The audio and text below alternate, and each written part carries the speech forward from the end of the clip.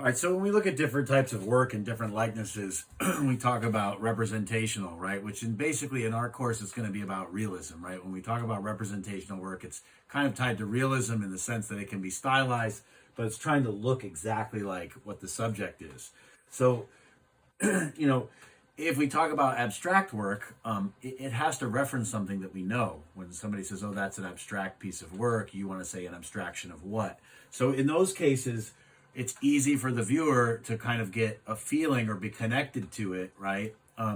So that because it represents something that actually exists, right? It's based on some sort of representation of something. Although it might be an abstraction of that, it goes back to this idea of being able to render, a rendering.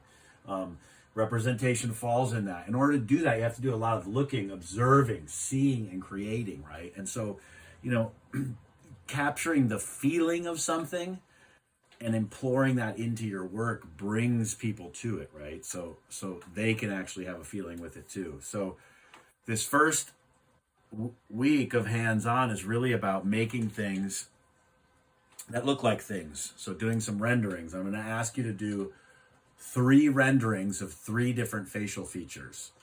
So we can think about what the key facial features are. They're nose, mouth, ears, eyes. So I'm cutting this clay.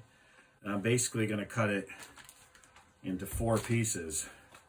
It's really smart to cut this clay very carefully so you don't have to wad it all back together, because that puts a lot of air in it.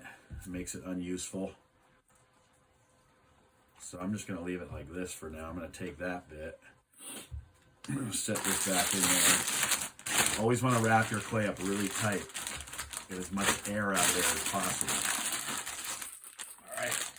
Start little by little here. And so for right now, we want to kind of rough this form in. This idea of this ear. And it really has some depth to it, right? So there's kind of almost this space that goes all the way into the head. Right? Like it goes all the way into your brain, right? Like not into your brain, but into your head, right? So there's kind of this depth to it. And so we're kind of pushing material around, starting to think about it, look at it. This kind of thing gets wider as it comes up in here. There's kind of an undercurrent to it. All right, there's a whole nother patch that comes up from there and is kind of wider, right? So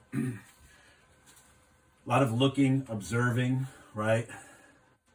Seeing. I'm kind of feeling my way around this thing to kind of get things where they're supposed to go, right? So this is one I've worked on a little bit longer.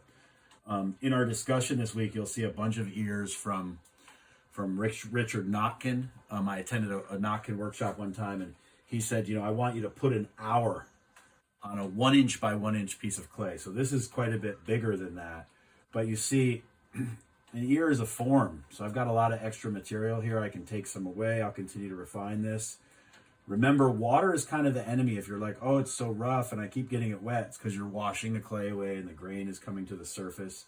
Don't really want clay solid over 3/4 of an inch to an inch. If it's solid past that thick, it's really hard to fire. So I want you to make 3 facial features: a nose, lips, an eye, an ear. If you want to make 3 of the same, that's fine as well. And I want you to keep them wrapped up. I want you to keep them leather hard, all right? So when I'm done working on this, I'm going to wrap it up really tight, all right?